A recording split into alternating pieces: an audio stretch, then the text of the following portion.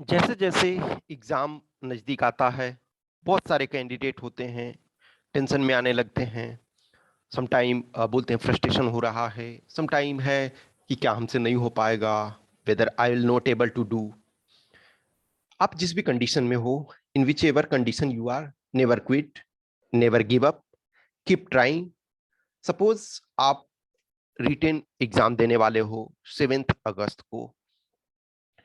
मान के चलो अभी आप टेस्ट दे रहे थे या फिर क्वेश्चन सोल्व कर रहे हो, कोई कंपोनेंट आपको नहीं आ रहा है। Don't worry about that. अभी आपके पास टाइम है।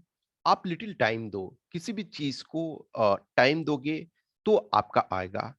वंस आपका बेसिक क्लियर हो जाता है, आपका पिलर बन जाता है, तो चीजें आप आसानी से कर सकते हो।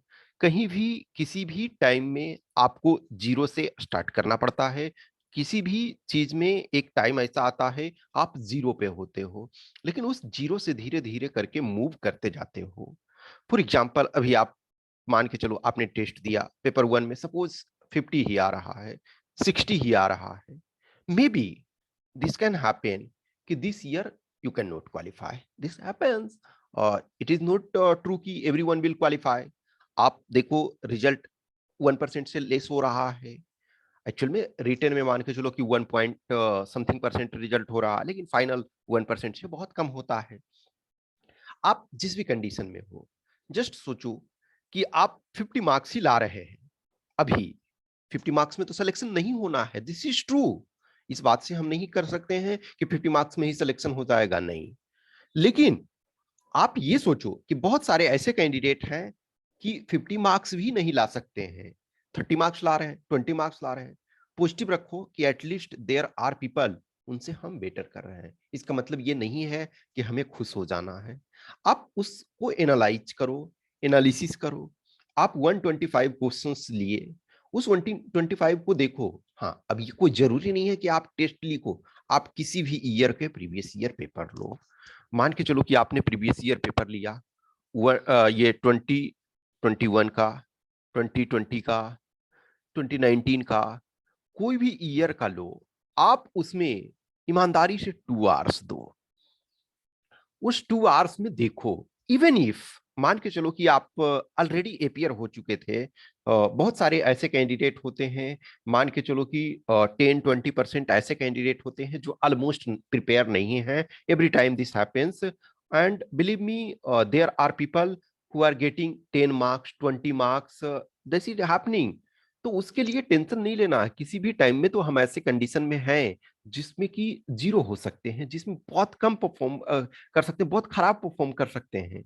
लेकिन आप उसको देखो, हर क्वेश्चन के ऑप्शंस को देखो, हर क्वेश्चन के जो क्रक्स हैं उनको देखो कि यस, ये जो है, ये सारी चीजें जो भी हैं, तो आखिर ये क्यों है, ये क्वेश्चन में पूछा गया है तो इसका क्या मीनिंग है, या कोई भी ऑप्शन है तो ये ऑप्शन सेट किया गया है, इसके पीछे क्या लॉजिक है। कुछ कुछ चीजों को एनालिसिस करते रहो।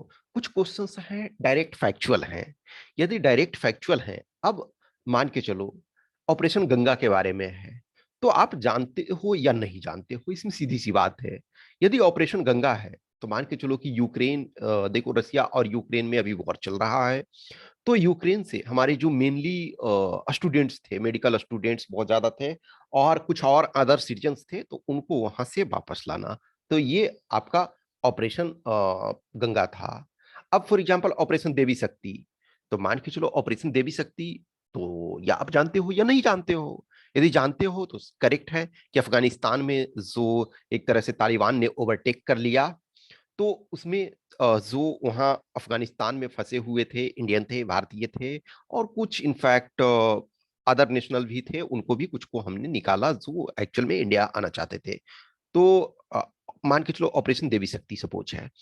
तो उसी ढंग से आप बहुत सारी चीजों को देख सकते हो। अब जस्ट सोचो, स्पुतनिक आपका है, तो स्पुतनिक वैक्सीन है, ये आपका आइदर आप नहीं आप को मान के चलो कि डायरेक्ट पता है कि स्पुतनिक जो उनका था, एक स्पेसक्राफ्ट एक तरह से जो उन्होंने स्पेस में लॉन्च किया था लॉन्ग टाइम बैक, तो उसके नाम पर इसका वैक्सीन का भी उन्होंने नाम रखा।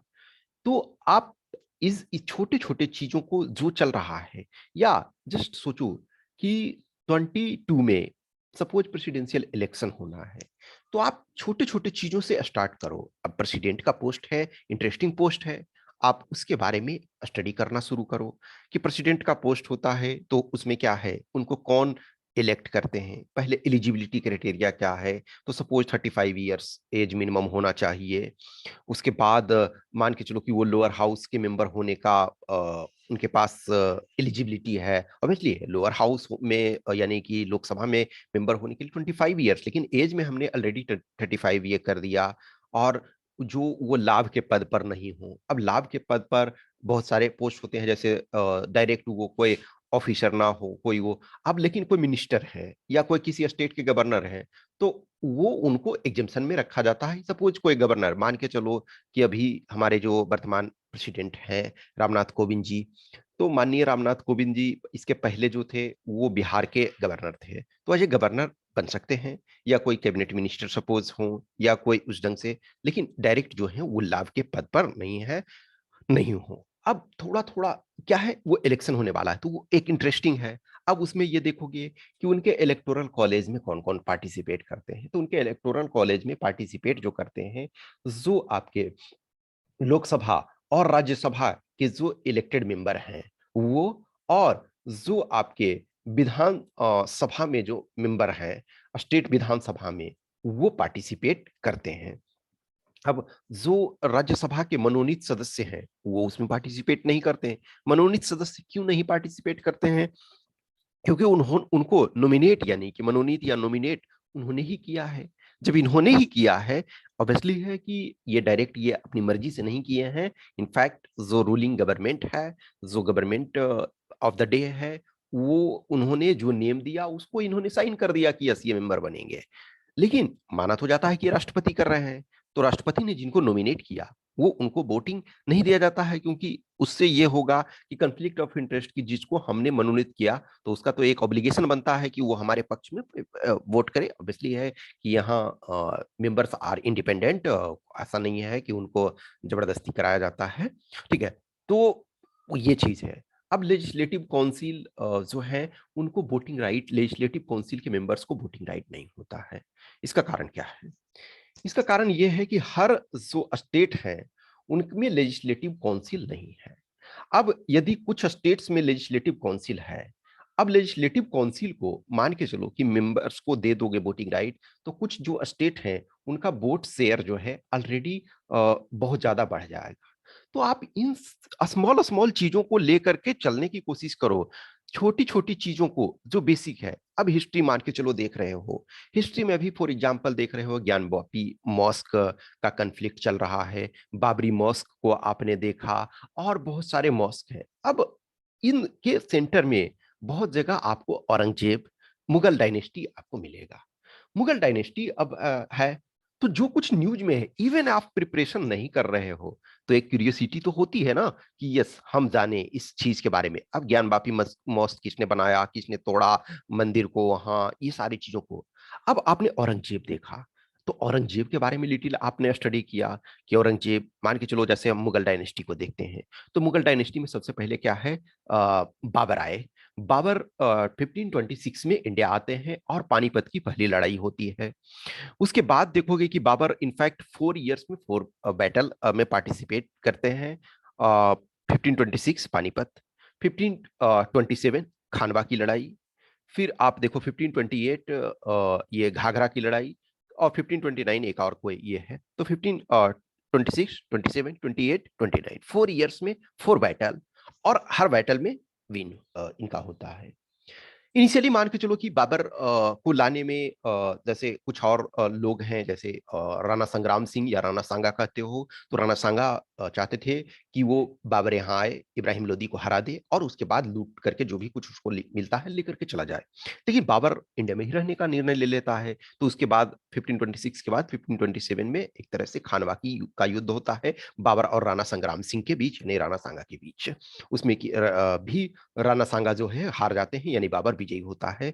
फिर आप मेदिनी राय की लड़ाई में देखोगे तो उसमें भी बाबर, हर जगह बाबर जीतते रहता है। लेकिन 1530 में बाबर का डेथ हो जाता है। अब बाबर का जब डेथ होता है तो उसके 4 बेटे होते हैं, हुमायूं, अस्कारी, हिंडाल, ठीक है। तो ये 4 बेटों में से जो होता है उसमें एक तरह से डिवीजन होता है। हुमायूं की स्थिति ठीक ठाक कुछ समय तक रहती है, लेकिन उसके बाद फिर शेरशाह सूरी आ जाते हैं। शेरशाह सूरी हुमायूं को दो ये बैटल में हरा देते हैं। उसके बाद शेरशाह सूरी एक तरह से खदेड़ देते हैं हुमायूं को इंडिया से बाहर। अब शेरशाह सूरी आते हैं, लेकिन कालिंजर के लड़ाई में जो बारूद खजाने में आग लगने से शेरशाह सूरी का भी डेथ हो जाता है।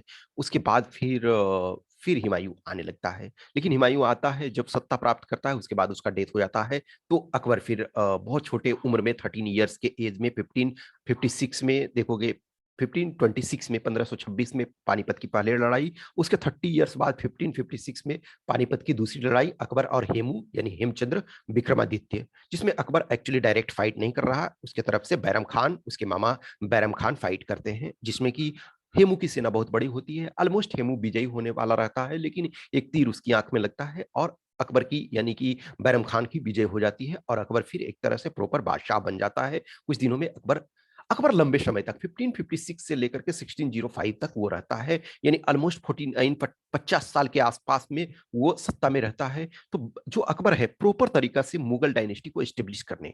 अब सोचो, ज्ञान वापी मॉस्क एक स्मॉल सा चीज था, अब उससे आपने धीरे धीरे करके इंफॉर्मेशन कलेक्ट करने। अब वहां से आप मान के चलो अकबर के बाद देखोगे कि जहांगीर आते हैं, यानी सलीम, उसको सलीम सेखू बाबा जिसको कहते हैं। सलीम के बाद आपके खुर्रम यानी कि शाहजहां जिसने ताजमहल बनवाया, उस पर भी देखो विवाद चल रहा है। शाहजहां के बाद देखोगे औरंगजेब आता है, तो इनको ग्रेटर मुगल कहते हैं। तो 6 ये जो रूलर होते हैं ग्रेटर मुगल 1707 में, यानी कि 2 रूलर जो है लंबे समय 49 ईयर्स के आसपास रहे। एक पहला अकबर और दूसरा औरंगजेब। तो औरंगजेब 1707 के बाद एक तरह से मुगल डायनेस्टी डिक्लाइन पे आ जाती है। तो अब इसको धीरे धीरे करके छोटे छोटे चीजों को इंटरेस्ट डेवलप करने की कोशिश करो, कनेक्शन स्टेब्लिश करने की कोशिश करो। अब मान के चलो कि ज्योग्राफी फॉर एग्जांपल आता है, तो ज्योग्राफी में क्या करना है, आप कोई भी चीज को लो। सपोज अभी बेस्ट वे क्या है कि आप रसिया और यूक्रेन के ज्योग्राफी को लो, कि रसिया कहाँ सिचुएटेड है, यूक्रेन कहाँ है, यूक्रेन के आसपास कौन से देश हैं, रसिया किस किस देश से सीमा लगता है। अब इंडिया का मैप देखो, इंडिया का किस किस देश से बॉर्डर लगता है। फॉर एग्जांपल इंडिया का बॉर्डर जो है बांग्लादेश से लगता है, चाइना से लगता है, नेपाल से लगता है, फिर आपका पाकिस्तान से लगता है। इनफैक्ट अफगानिस्तान से यदि देखा जाए तो थ्योरेटिकल रूप में अफगानिस्तान से हमारा बॉर्डर लगता है, लेकिन इस समय प्रैक्टिकल रूप से हमारा नहीं लगता है, क्योंकि जो बॉर्डर टच करता है वो पीओके में है, यानी कि पाकिस्तान ऑक्युपाइड कश्मीर है। तो पाकिस्तान से, अफगानिस्तान से भी हमारा बॉर्डर है, म्यांमार से हमारा बॉर्डर है, भूटान से हमारा बॉर्डर है। तो जिन जिन इंडिया को पहले देखे, अब इंडिया को देखें, उसके बाद हम देखें कि हमारा मैरीटाइम बॉर्डर किस किस से लगता है।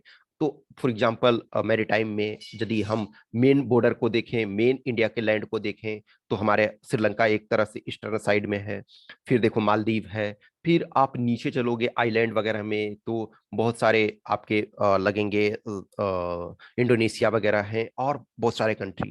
तो धीरे धीरे करके छोटे छोटे चीजों से स्टार्ट करो, स्मॉल स्मॉल थिंग से स्टार्ट करो। जिस भी कंडीशन में हो आप, ये छोड़ देने से नहीं होगा। आप ये सोचोगे ना कि चलो इस एग्जाम को छोड़ देते हैं, किसी और एग्जाम में प्रिपेयर करें। मैं हमेशा ये बोलता हूँ कि कोई भी एग्जाम हो इतनी आसान नहीं होती है। इनफैक्ट अभी आपने देखा, मैं इस बात पर आपको पहले भी ये चीज बता चुका था कि अभी फॉर एग्जांपल ऑब्वियसली है, कुछ रिगिंग हुए, कुछ बहुत सारे कैंडिडेट भी कुछ पकड़े गए। दैट्स वाई जो यूपी में देखोगे कि जो एसआई का फॉर एग्जांपल 9,000 प्लस वैकेंसी था, उसमें 36,000 को रिटर्न में रिजल्ट दिया गया। अभी भी उनका फिजिकल वगैरह चल रहा है, जो भी रनिंग वगैरह दौड़ हो रहा है। अब सोचो 36,000, बहुत सारे मैंने अच्छे कैंडिडेट देखा है जो डायरेक्टली हमसे जुड़े हुए हैं, उस 36,000 में भी नहीं आ पाए। तो समझ सकते हो कि 36,000 में भी नहीं आ पा रहे हो, और सेम कैंडिडेट को मैंने देखा थोड़ा सा उस जिस समय पुश कर रहा था, तो वो 1,000 यानी कि आ रहा है, उस क्लोज में पहुंच रहा। तो द थिंग्स की कहीं भी आसानी नहीं है। आप लेकिन मेहनत करते हो, once your level is there, आपका लेवल एक बार जब आ जाता है तो उसको आप कभी भी क्वालिफाई किसी भी एग्जाम में कर सकते हो। It takes time, good thing होने में टाइम आपको लगता है। फॉर एग्जाम्पल, आपने एक ट्री रोपा, अभी जैसे मैंगो का सीजन आ रहा है, अब प्रॉपर तरीका से अब मैंगो जो है पकना स्टार्ट होने वाला है एक तरह से।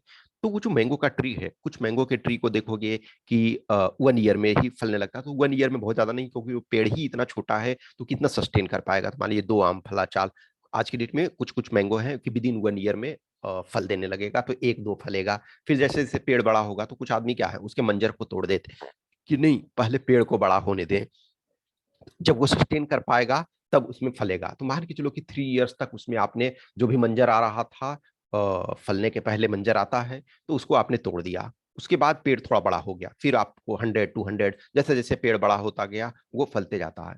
तो आप सोचोगे कि आज आपने पेड़ लगाया और कल फल मिलने लगेगा, तो ये पॉसिबल नहीं हो सकता है।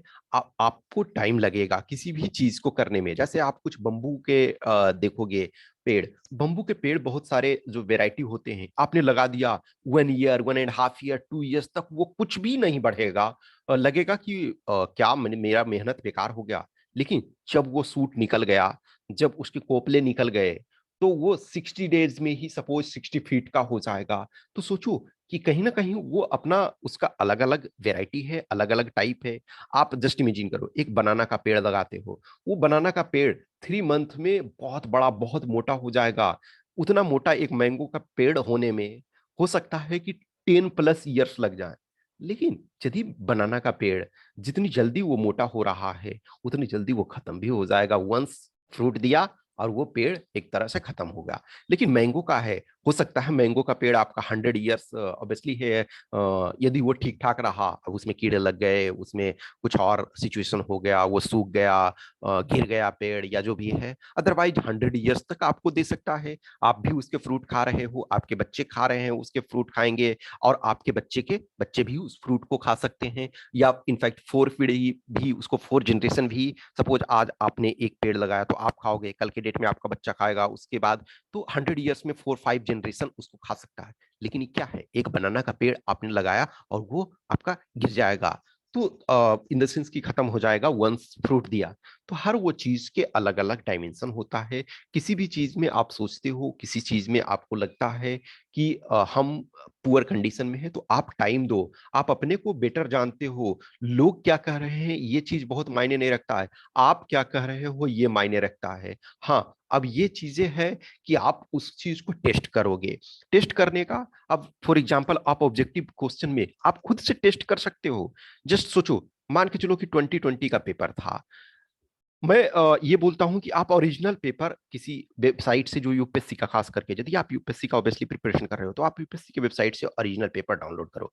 मान के चलो कि 2020 का चूंकि रिजल्ट जनवरी में ही आ गया, उसका आंसर की उन्होंने रिलीज कर दिया। अब आंसर की उन्होंने रिलीज किया, इसका मतलब है कि वो आंसर की अपना परफेक्ट है, सही है, जो यूपीएससी ने माना है। हाँ, सम टाइम एक आध में उसमें भी प्रॉब्लम रह जाता है, लेकिन यूपीएससी को जो लगता है कि यस ये राइट है तो राइट है, और क्या। तो यूपीएससी ने अब आंसर दे दिया। अब उन 125 को अपने आप से सोल्व करो। 2 आवर्स का पहले टाइम होता है, तो पहले आप 2 आवर्स टाइम दो। उस 2 आवर्स में आप देखो कि हमारे कितने क्वेश्चन सही हो रहे हैं, क्योंकि इसमें तो मैच कर सकते हो, इसमें तो किसी से फीडबैक लेने की जरूरत नहीं है ना। आप खुद आंसर चेक कर सकते हो कि हाँ 125 है हमारे सर, सपोज 40 क्वेश्चन ही सही हो रहे हैं, 30 क्वेश्चन ही सही हो रहे हैं, इनफैक्ट 20 क्वेश्चन ही सही हो रहे हैं।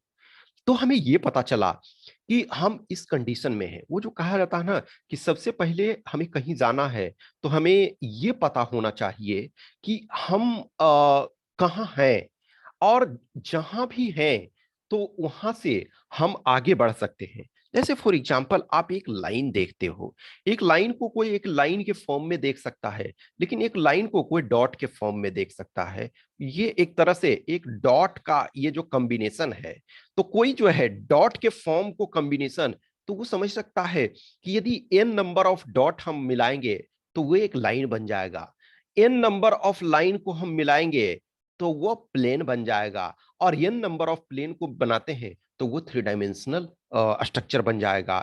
एक बुक है टर्सियम ऑर्गेनम, पीडी ऑस्पेंस्की ने टर्सियम ऑर्गेनम बुक लिखा है, one of the most interesting book, 100+ years back लिखा गया वो बुक, बहुत सारा इंटरेस्टिंग तो चीजें वो कहते हैं उसमें। पहले कि हमें कहीं भी जाना है कि what we are knowing and what we are knowing that is important, कि हम क्या जानते हैं ये हमें जानना चाहिए, और क्या हम नहीं जानते हैं ये भी हमें जानना चाहिए। जो हम जानते हैं उसको टेस्ट करेंगे कि यस ये जानकारी जो है वो सही है या नहीं, और जो नहीं जानते हैं उसको पहले लर्न करना होगा। यदि आप मुंबई जाना है तो सबसे पहले तो आपको पता होना चाहिए कि हम कहाँ हैं। हम दिल्ली में हैं, या हम पटना में हैं, या हम गोरखपुर में हैं, या इलाहाबाद में हैं, या फिर हम जम्मू एंड कश्मीर में हैं। तो सबसे पहले कहाँ जाना है उस वो पता होना चाहिए, लेकिन उससे पहले हमें ये पता कि हम इस समय कहाँ हैं। तो तभी आप उस डायरेक्शन का ट्रेन आप प्रॉपर तरीका से ले सकते हो। तो द थिंग्स की चीजों को आप जानो कि कहाँ हो। अब पेपर वन में आपने फॉर एग्जांपल देख लिया कि हाँ हमारी ये कंडीशन है, हम 20 क्वेश्चन 30 क्वेश्चन। अब उसमें सेक्शन वाइज देखो कि क्या हमारा मैथ सही नहीं है, क्या हमारा ज्योग्राफी सही नहीं है, क्या हमारा साइंस सही नहीं है, क्या हमारा हिस्ट्री सही नहीं है। जो सही नहीं है उसको बेसिक से लेने की, डायरेक्ट ये ना सोचो कि वास्ट क्वेश्चन है। ये सोचो कि आज हम थोड़ा सा चीज को, हमने मुगल डायनेस्टी को सपोज 3 डेज दिया, 4 डेज दिया, 5 डेज दिया, तो अब हमें एटलीस्ट हाँ हम 5 डेज में मुगल डायनेस्टी को पूरे नहीं जान जाएंगे, पूरी चीज को, एक एक चीज को नहीं जान जाएंगे, लेकिन ये थोड़ा बहुत आइडिया हो जाएगा कि अच्छा अकबर थे, उनके 9 रत्न थे।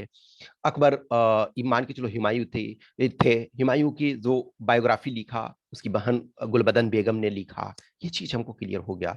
पानीपत की पहली दूसरी तीसरी लड़ाई कब हुई, पानीपत की पहली लड़ाई में कौन जीता, दूसरी लड़ाई में कौन जीता, फिर अकबर ने कितने कौन से युद्ध में पार्टिसिपेट किए, बुलंद दरवाजा कहाँ है, आगरा फोर्ट को का में क्या क्या है, मान के चलो फतेहपुर सीकरी में क्या क्या है, औरंगजेब कहाँ कहाँ मान के चलो कैंपेन किया। तो छोटे मोटे चीजों को, बेसिक्स को एटलीस्ट आप जान गए। उसके बाद धीरे धीरे करके करने लगो। मैथ्स नहीं आता है उसको देखो, हर आंसर को, हर क्वेश्चन को देखो कि एक्चुअल में ये आया है तो कहाँ से आया है, किस चीजें। अब आपको एन नंबर ऑफ वीडियोस वगैरह मिलते हैं। फॉर एग्जांपल हमने आपको प्रीवियस ईयर पेपर सॉल्यूशन कराए हुए हैं, बहुत सारे आपको ऐसे आर्गुमेंट रिपोर्ट ऑलमोस्ट हर वो चीज के बारे में थोड़े थोड़े बताए हुए। आप उनको देखो, किसी भी को देखो, ऐसा नहीं है कि मैं ही कर रहा हूं कि मेरे वाले को ही देखो, लेकिन किसी भी चैनल को, जिसको भी, जिस मेंटर पे आपको भरोसा है, जिस चीज पे, वो उसको आप देखो, उसको समझो, उस चीज को करो। छोटे छोटे चीजों से स्टार्ट करो, स्मॉल स्मॉल थिंग्स से स्टार्ट करोगे, it will take time but you will deliver the result. किसी भी एग्जाम में आप जाओगे तो वो कंडीशन। फिर अब जस्ट इमेजिन करो कि ये हो गया कि आप बेसिक्स इससे प्रिपरेशन। अब मान के चलो कुछ कैंडिडेट ऐसे हैं जो रिटन ऑलरेडी क्वालिफाई हैं। अब रिटन क्वालिफाई होने के बाद भी उनको लगता है ना कि सर हम इंटरव्यू में फाइनली क्या कर पाएंगे, नहीं कर पाएंगे, होगा नहीं होगा। मान के चलो कि हमारे रिटन में कम मार्क्स हैं, या पेपर 2 में हम कॉन्फिडेंट नहीं है कि कितने मार्क्स आएंगे, या पेपर 1 में मुझे डाउट है, तो सर बहुत सारे स्टूडेंट कह रहे हैं कि इतने ज्यादा मार्क्स आ रहे हैं, इतने गए हैं। बिलीव मी, कुछ भी हो, आप एटलीस्ट यदि रिटन क्वालिफाई हो, फिजिकल क्वालिफाई हो, तो आपके पेपर 1 में 150 आए या 130 आए, अब ये इमेटेरियल है। क्योंकि यदि जस्ट इमेजिन करो कि 130 भी यदि आया था, तो एटलीस्ट आप 130 तो ला रहे थे, यानी कट ऑफ से तो ऊपर। अब मान के चलो 1100 सपोज 2 या 3 जो भी है रिजल्ट रिटन में आया था 21 वाले में, तो एटलीस्ट आप उसके अंदर थे। बहुत सारे कैंडिडेट मान के चलो कि इस बार अच्छा खासा कैंडिडेट है जो फिजिकल मेडिकल मिस कर गए। उनको पता ही नहीं था कि हमारा आ चुका है, वेबसाइट पे अपलोड हो चुका है और हमारे मेल में आ चुका है। चूंकि स्पैम में आया था तो बहुत सारे लोग ने ध्यान नहीं दिया। अब मान के चलो कुछ कैंडिडेट नहीं हुए, कुछ कैंडिडेट जो है फिजिकल क्राइटेरिया क्वालिफाई नहीं कर पाए, यानी कि उनका हाइट 1 सेंटीमीटर कम गया, किसी ने चेस्ट एक्सपेंशन नहीं किया, किसी का चेस्ट पूरा नहीं हो रहा था, तो कोई फिजिकल आपका स्टैंडर्ड टेस्ट में हट छट गए। कुछ लोग हैं जो फिजिकल एफिशिएंसी टेस्ट है, वो जो मेल के लिए 4 इवेंट है और फीमेल के लिए 3 इवेंट है, तो कुछ उसमें से छट गए, कुछ मेडिकल में छट गए। कुछ कैंडिडेट ऑलरेडी 2020 वाले में सेलेक्ट हो गए जो 21 में भी क्वालिफाई थे। तो ऑलरेडी एक तरह से आप 1100 जो 3 कैंडिडेट थे उससे प्लस माइनस 500 के आसपास में आ गए हो, यानी इससे भी आप हाफ में। तो आप इस 500 में तो हो, और आप ये भी जानते हो कि इंटरव्यू में जो हाईएस्ट स्कोर होता है और जो लोएस्ट स्कोर होता है, उसमें आपका ऑलमोस्ट 45 से 50 के बीच डिफरेंस होता है। तो सोचो कि आप एग्जैक्ट बॉर्डर पे थे।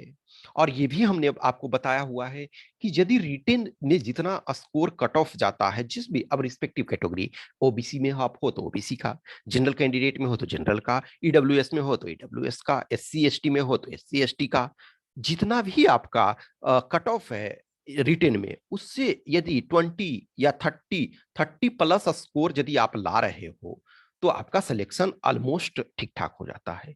अब मान के चलो कि आप बॉर्डर के जस्ट जहां आपका रिटेन क्वालिफाई, तो एक तो श्योर शॉट है ना कि एटलीस्ट आप रिटेन में कट ऑफ के पास हो। वर्स्ट केस में मैं मानूं, वर्स्ट केस ऐसा होता है आप ही अनलकी हो कि जितना कट ऑफ था, सपोज 208 कट ऑफ था और 208 ही आप ला रहे हो, तो मान के चलो अभी भी आपके पास चांस है, या कि 115 आप इंटरव्यू में ले आओ, 120 आप इंटरव्यू में लाओ, लेकिन 120 मान के चलो 113 एक तरह से हाईएस्ट मिल रहा है, तो हो सकता है कट ऑफ लिटिल कम जा।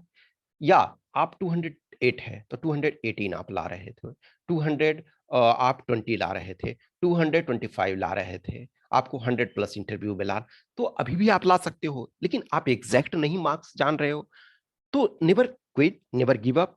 फिर जब आप इंटरव्यू बोर्ड में जाते हो, तो कुछ कैंडिडेट का जब मैं मॉक लेता हूं, जब मैं मॉक करता हूं, तो कुछ कैंडिडेट का देखता हूं कि कुछ क्वेश्चंस पूछे गए तो धाराशायी हो जाते हैं, उसको रिप्लाई नहीं कर पाते हैं, उस चीज को सही से कर नहीं पाते हैं। आप लास्ट लास्ट तक हैव फाइटिंग स्पिरिट, आप वर्क करते रहो, किसी भी क्वेश्चन का जवाब आप सपोज नहीं जानते हो, यदि ओपिनियन बेस्ड है तो आप मना नहीं कर सकते हो। कुछ ऐसी चीजें पूछी गई जो जिसका कि डायरेक्ट आपके डीएफ से रिलेशन है, तो उस चीज को आप मना नहीं कर सकते हो। हाँ, कुछ फैक्चुअल क्वेश्चन है जिसमें कि एग्जैक्ट फैक्चुअल है, तो वो आपको ध्यान नहीं आ सकता है। मान के चलो कि किसी चीज का थीम पूछा गया कि 22 में ये इवेंट हुआ, सपोज मान के चलो कि वर्ल्ड इन्वायरमेंट डे होने वाला है 5 जून को, सपोज जो आपका सेलिब्रेट किया जाता है, जो विश्व पर्यावरण दिवस। हो सकता है आप उसका थीम ना जानो, जो आपका सपोज आपका अर्थ डे है, उसका आप थीम ना जानो, तो लेकिन उसमें आप मना कर सकते हो कि sir I am not recalling, I am not remembering this and that. लेकिन यदि ये पूछा जाता है कि आपका जो ग्लोबल वार्मिंग पे क्या ओपिनियन है, क्या किस डायरेक्शन में जा रहा है, या जो अभी हीट वेव हमने देखा कि इनफैक्ट लास्ट देखा जाए तो 1901 से एक तरह से हम रिकॉर्ड कर रहे हैं, चीजों को रिकॉर्ड किया जा रहा है प्रॉपर तरीका से, तो उसमें 122 ईयर्स में ये एक तरह से हॉटेस्ट मार्च और अप्रैल रहा 122 ईयर्स में। अब ये चीजें जो हो रही है, ग्लोबल वार्मिंग पे आपका ओपिनियन पूछा जा रहा है, ग्रीन हाउस गैसेस पे यदि पूछा जा रहा है, जो रसिया यूक्रेन वॉर है इन पर ओपिनियन पूछा जा रहा है, वीट एक्सपोर्ट बैन पे आपका ओपिनियन पूछा जा रहा है, तो आप ओपिनियन पे मना नहीं कर सकते हो। एग्जैक्ट यदि ये पूछा जाता है कि इंडिया कितना वीट प्रोडक्शन कर रहा है, तो आप शायद नहीं जान सकते हो, डेटा आपके पास नहीं हो सकता है। मान के चलो कि इन्फ्लेशन एग्जैक्ट लास्ट मंथ कितना था अप्रैल में, हो सकता है वो डेटा आप नहीं जान रहे हो। लेकिन डियर, इन्फ्लेशन क्या है ये यदि पूछा जाता है तो एटलीस्ट ये तो आपको बताना होगा, क्योंकि जो महंगाई ऐसी चीज है जिसको कॉमन मैन या जो गृहिणियां जो होती है, जो हाउस वाइफ हैं, वो इस चीज को जानती हैं। हाँ, लेकिन वो मान के चलो जो पढ़ी लिखी नहीं है वो टेक्निकल टर्म में नहीं जानते, लेकिन ये तो जानते हैं कि महंगाई जान मारे हुए है, ये चीज बोलते हैं। तो आप उसको यदि कोई डेफिनेशन आपसे पूछा गया कि यस इन्फ्लेशन क्या है, तो अब एटलीस्ट जो चीज रेगुलर न्यूज में आ रहा है, जिसको कॉमन मैन चीजों को समझ रहे हैं, तो वो तो आपको जानना होगा। फॉर एग्जाम्पल क्वारंटाइन टर्म है, उसके बारे में तो आपको जानना होगा, क्योंकि वो हर कोई इतना ज्यादा यूज हुआ, जो चीजें रेगुलर रूप में यूज हो रही है, तो आप कुछ उस पर ओपिनियन आपको रखना होगा। यदि आप उस ओपिनियन को नहीं देते हो, तब आपके पास निगेटिव जाता है। इवन इफ आप के पास बहुत सारी चीजें सपोज कहने के लिए नहीं है, इन द सेंस कि बहुत सारे आपने अपने डीएफ में नहीं लिखा है, बहुत सारी चीजों को नहीं मेंशन किया है, फिर भी आप जब वहां जाते हो तो जो कुछ भी है उसी से हमको ये करना है। जैसे फॉर एग्जांपल कोई एक 5 स्टार होटल में पार्टी दे रहा है, तो उसका एक मनोबल ऊपर रहता है कि यस हमारी इतनी औकात है कि हम 5 स्टार होटल में पार्टी दे रहे हैं। लेकिन जस्ट सोचो कि ऐसा नहीं है ना कि आपके पास क्षमता 5 स्टार होटल में पार्टी देने की नहीं है, तो आप दूसरे को पार्टी नहीं दे सकते हो। आप अपने घर में ही पनीर बना करके खिला दे सकते हो, कुछ चीजें हैं ऐसा लिट्टी चोखा बना करके खिला सकते हो, या आपके अपने लोकल क्षेत्र का जो कुजीन है उसको खिला सकते हो। लेकिन 5 स्टार होटल वाला जो था, वहां सब लोग वेटर सर्व कर रहे थे, जिसने पार्टी दिया वो जो गेस्ट थे उनको टाइम नहीं दे रहा। लेकिन आपने यदि गेस्ट को अपने घर में बुलाया, तो आप उनको इंटरटेन कर रहे हो, उनको आप ये बोल रहे हो कि यस ये खाइए आप, जो भी है टेस्टी है, लोकल चीजें हैं, शायद आपने नहीं खाया होगा, हो सकता है आप अच्छा आपको ना लगे देखने से, लेकिन आप एक बार उसको टेस्ट कीजिए, आपको डेफिनेटली है इसका मजा आएगा। तो आपके पास वो चीज है, उसके बाद भी जस्ट इमेजिन करो कि वो भी नहीं है कि कुछ टेस्टी करने के लिए, तो आपके पास 2 बिस्किट है, उसी को खिलाइएगा और पानी पिलाइए और चीज़ों को बात कीजिए, क्या चल रहा है, घर में सब ठीक है और क्या चल रहा है?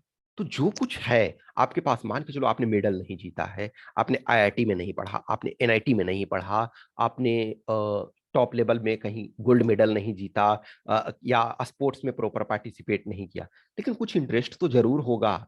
जस्ट इमेजिन करो कि आपको महँगी गेम का शौक नहीं है, मान के चलो गोल्फ का आपको शौक नहीं है, बैडमिंटन का आपको शौक नहीं है, टेबल टेनिस का आपको शौक नहीं है, या फिर कैरम आप नहीं खेलते हो, चेस नहीं खेलते हो।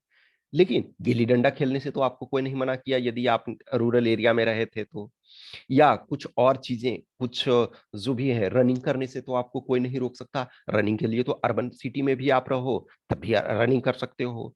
आज के डेट में जिम, जिम देखो शहर में अर्बन एरिया में आपको ओपन जिम आज की डेट में पार्क में बना, तो आप किसी भी चीज को बहाना नहीं कर सकते। या नहीं कुछ है, खाना बनाना तो आप जानते होंगे, पुअर पीपल को सर्व करना आपका हॉबी में है कि जहां आप गरीबों को देखते हो, मदद करते हो, तो आपको जस्टिफाई करना पड़ेगा कि यस हमने किया, ये हम करते हैं चीजों को जहां हमने मदद करने की। तो चीजों को जो जहां भी है, जिस कंडीशन में है, नेवर गिव अप, चीजों को करो। वो कहते हैं ना कि मन के हारे हार है, मन के जीते जीत। यदि आप मन में ये कर दिए हैं कि yes I have to do, आप जिस भी कंडीशन में हो वहां से आप आगे बढ़ो, धीरे धीरे करके पॉजिटिव लो, छोटी छोटी चीजों को से स्टार्ट करो, don't jump on direct.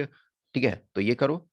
After that if you have any questions, query, doubts, तो आप हमें इस व्हाट्सएप नंबर 8527146498 या फिर इस टेलीग्राम नंबर 7404909669 पे मैसेज कर सकते हो। जिनको भी फॉर एग्जांपल 22 में है, आपको लगता है कि हमें टेस्ट लिखना चाहिए, फॉर एग्जांपल जैसे पेपर 1 में है, पेपर 1 में आप सेल्फ इवेल्युएशन कर सकते हो किसी भी टेस्ट का, प्रीवियस ईयर पेपर का, ये सारी चीजों का। लेकिन पेपर 2 में शायद आप सेल्फ इवेल्युएशन के लिए एलिजिबल नहीं हो, आपको लगता है कि हम उतना अच्छा हमको नहीं हो पा रहा, हम सेल्फ इवेल्युएट नहीं कर रहे हैं, तो आप किसी भी सीनियर को, अपना किसी भी फैमिली फ्रेंड्स, इनको पकड़ो। और यदि फिर भी लगता है कि यस कुछ पैसे खर्च करके हम टेस्ट लिख सकते हैं, तो आप लिखो, एटलीस्ट 1 लिखो, 2 लिखो, जो भी है टेस्ट लिख सकते हो। जिनको भी इंटरव्यू वाले प्रोग्राम में है, तो आप चाहो तो इंटरव्यू प्रोग्राम ज्वाइन कर सकते हो। और कुछ भी क्वेश्चन क्यूरी है तो वो आपका जेन्युइन क्वेश्चन होता है, मैं डेफिनेटली रिप्लाई करता हूँ। Okay, thank you.